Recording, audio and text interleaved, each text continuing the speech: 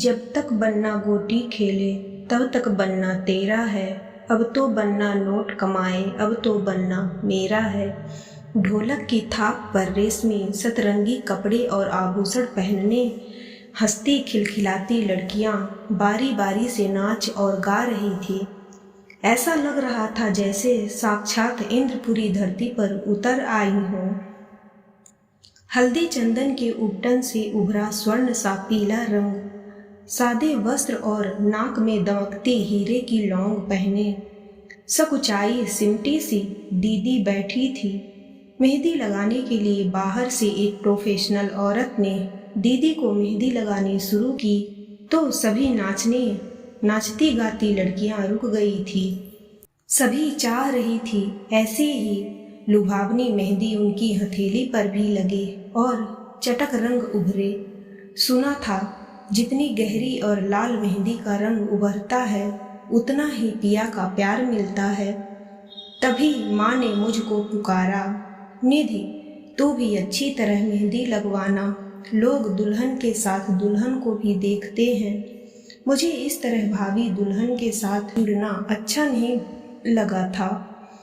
माँ की आवाज़ फिर सुनाई दी। वो मेहंदी लगाने वाली को हिदायत दे रही थी, अच्छी तरह तेल लगाना, बारीक मेहंदी का डिजाइन बनाकर हथेली पर गणेश का चित्र भी उकेर देना, दोनों पावों पर भी डिजाइन बनाना। दूल्हा सबसे पहले चेहरा देखेगा, मेहंदी तो बाद में देखेगा। मेहंदी का विवाहित जीवन में बहुत ही महत्व होता है, प्यार का रंग और कामनाओं की महक। मेरी सहेलियां तो भविष्य के सुनहरे सपनों में खोई थी, पर माँ अपने अतीत के अनुभव को याद करके आज भी गुलाबी गुलाबी हो रही थी। कभी दोनों बुआएं माँ को छेड़ती चुहल करती, भैया तो पूरी रात तुम्हारे पैरों की मेहंदी ही देखते रहे थे।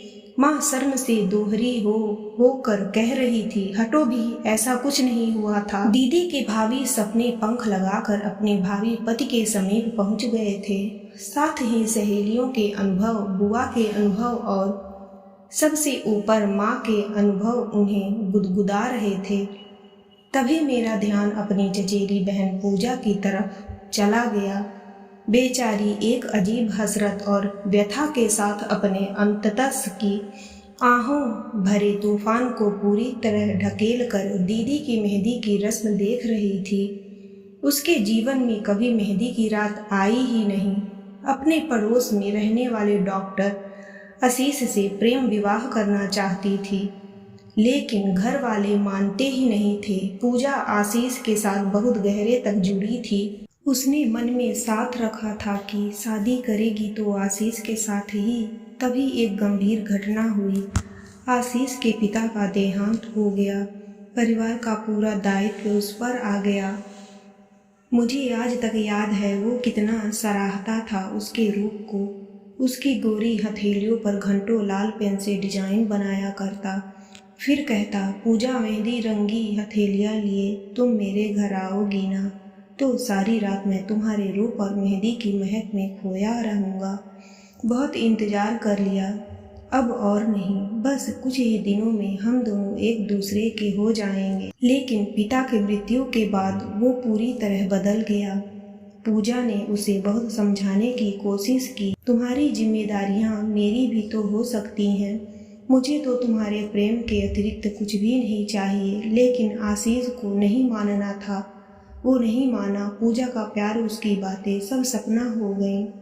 पूजा के जीवन में मेहंदी की महकती रात को नहीं आना था। वो नहीं आई। अपने अंदर और बाहर के बिखराव को समेटते समेटते वो बहुत दूर निकल चुकी थी।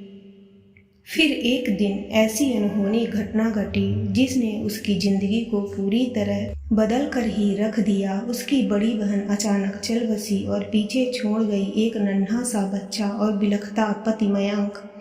चाचा चाची की इच्छा थी कि पूजा को ही बहन की जगह ले लेनी चाहिए, पर पूजा ये सुनकर ही कांप उठती थी। बहुत चाहती थी कि आशीष की मधुर स्मृतियों को वो कहीं गहरे दफना दे, पर जितनी बार कोशिश करती आशीष ही उसकी इच्छा शक्ति पर हावी हो जाता था।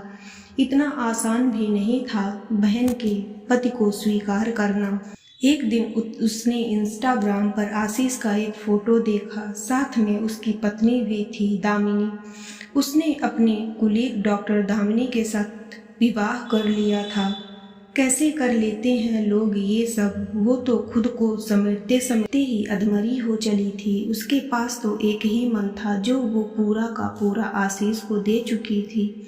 आशीष के पास शायद 10-20 होंगे जो वो एक पूजा को और एक दामिनी को और भी ना जाने किस किस को दे पाएगा। पूजा ने केवल अपने कर्तव्य का वर्ण करने की हामी भर दी। ना जाने क्यों वो उस बच्चे से जुड़ने लगी थी। सोचती इस पूरे घटनाक्रम में उस नन्ही सी जान का क्या दोष। बेचारे ने माँ तो खो ही दी है, तभी कहीं कभी भी किसी से शादी कर लेगा।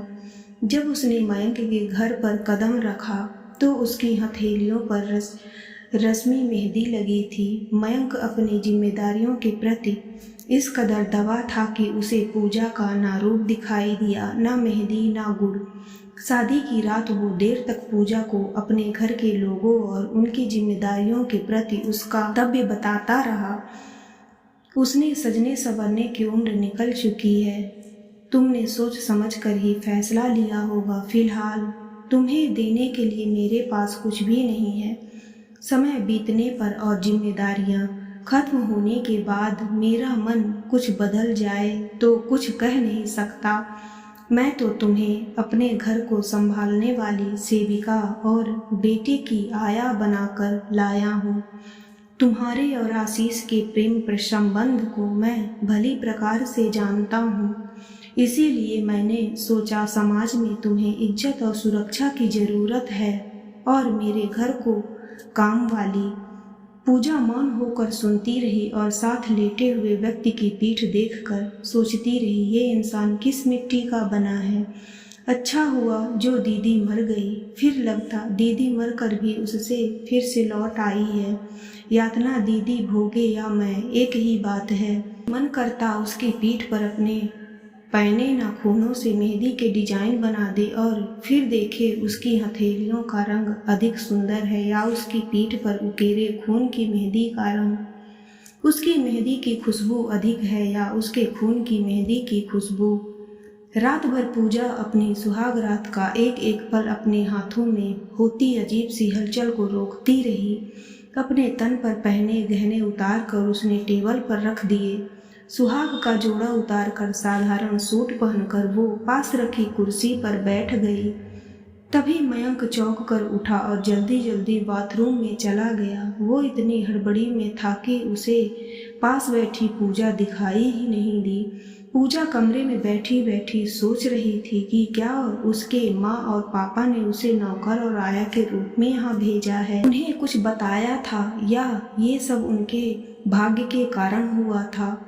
क्या ये कैद उसे जन्म भर भुगतनी होगी, जहाँ वो ना सहचरी है, ना प्रेमिका, ना सहधरणी। मेहंदी का रंग तो उसकी हथेलियों पर भी बहुत गहरा चढ़ा था। उसने तो सुना था कि मेहंदी का रंग जितना गहरा चढ़ता है उतनी ही दुल्हन पति की प्यारी होती है, पर यहाँ तो बिल्कुल उल्टा ही हो गया है। वो ना तो पति की प्रेमिका बनी, ना ही अपने प्रेमी की। उसका तन और मन एकदम शून्य बनकर रह गया।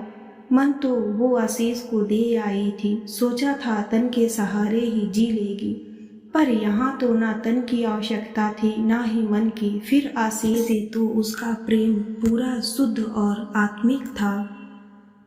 कितने प्यारे क्षण थे वो जब आशीष और वो दोनों एक साथ बैठकर भविष्य के सपने बुना करते थे। अचानक उसने धूप में पड़ी मक्खी की तरह उसे क्यों अपने जीवन से निकाल दिया, क्योंकि वो एक गरीब खानदान की बेटी थी, साधारण सी पीए थी। जो भी हो, ये सरासर अन्याय था, पर मयंक भी तो उसके साथ अन्याय ही कर रहा है। पूजा उठकर बाथरूम में गई और घंटों साबुन से रगड़ रगड़ कर अपनी हथेलियों की मेहंदी उतारती रही ताकि मेहंदी का रंग उतर जाए, उसकी महक खत्म हो जाए और सुहाग रात के बिस्तर की छुअन समाप्त हो जाए। काफी प्रयासों के बाद वो सफल हुई। उसने एक सादा सा सूट पहना और सारे गहने जूड़ा एक रुमाल में बांधकर अपनी सास को देकर बोली, आप इसे रख लीजिए, मैं ऑफिस जा रही हूँ। ऑफिस? जी, तुम्हें मयंक ने नहीं बताया कि अब तुम नौकरी नहीं कर सकती, सिर्फ और सिर्फ घर का काम करोगी और मुन्ने को संभालोगी? नहीं, ये सब तो नहीं बताया। फिर थोड़ा रुककर पूजा ने सवाल किया, क्या ये सब मेरे माता पिता को मालूम था? हाँ, मालूम था। तुम्हारी बहन हर समय अपने मायके से जुड़ी रहती थी, इससे घर का वातावरण दूषित होता था, इसलिए हमने ये शर्त रखी थी। खून तो तुम्हारा भी वही है ना, अब तुम अपना कर्तव्य निभाओ और चैन से रहो। लेकिन मैंने तो ऐसा ना सोचा था, ना ही कल्पना की थी। प्रमाण के रूप में आप ही देख लें, मैंने तो चूड़ा, मेहंदी, गहने सब उतार कर रख दिए। ये कहकर उसने बदरंग हो आई हथेलियां मयंक के सामने फैला दी। मयंक की माँ की चीख निकल गई, ये क्या पागलपन है? इस तरह कोई अपने हाथों की मेहंदी उतारता है? ये अपशगुन होता है। पूजा बिना कुछ कहे सुने घर से बाहर निकल गई। मन में वो एक दृढ़ निश्चय पहले ही ले चुकी थी। मुझे अच्छी तरह याद है, वो लौटकर अपने घर भी नहीं गई थी, बस ऑफिस के पास ही एक कमरा लेकर वहीं रहने लगी थी। सभी अपने अपने अंदाज लगाते रहे पर वो मौन ही रही। चाचा चाची ने बहुत कुछ कहा, पूछा, पर उसने किसी भी बात का उत्तर न देना जरूरी नहीं समझा। बस यही कहा था मुझसे, जीवन कोई जरूरी तो नहीं कि सामने के दरवाजे से आकर ही जिया जाए, पीछे के द्वार से ही जिया जा सकता है। पूजा अपने जीवन को जीने का अपना दृढ़ स्वयं निश्चित कर लिया था। वो भाग कर या छिप कर नहीं गई थी, वहीं उसी शहर में उसी दफ्तर में चुपचाप अपना काम कर रही थी। फिर किसी के साथ उसका ना कोई लगाव था, ना जुड़ा, उसे ना किसी परिवर्तन की आशा थी, ना प्रतीक्षा। उसके सपने अपने थे जिन्हें तोड़ने की शक्ति किसी में नहीं थी। कहीं आती जाती भी तो हमारे घर ही। अपने जीवन की किताब से उसने अतीत के पन्नों को बंद नहीं किया था, बल्कि फाड़ कर पूरी तरह जला दिया था। मन अतीत से निकलकर वर्तमान पर पहुंच गया। पूजा चुपचाप दीदी की मेहंदी की रस्म देखती रही, बस कमल पत्र पर पड़ी ओस की बूंद की तरह निर्लिप्त। उसने चुपचाप अपने गोरे चिट्टे हाथ मेहंदी लगाने वाली के सामने फैला दिए। दीदी की आंखें नम हो आईं, जिन्हें मैं दूर बैठी देख सकती थी। खूब गहरा रंग चढ़ा था पूजा की हथेलियों पर मेहंदी का। वो चुपचाप कुर्सी पर बैठी अपनी हथेलियों की मेहंदी की खुशबू को सूंघ रही थी, मगन सी। अचानक उसके मुंह से निकला, भगवान इसके हाथों की मेहंदी सदा महकती रहे, रंग रंग खिलती रहे, ऐसे हमेशा सुखी रखना। सच, मेहंदी का रंग और खुशबू तो तभी महकती है जब ब्याहता के सपने भी महकते हैं। उसके नारीत्व का मान और अस्तित्व भी बनी रहती है।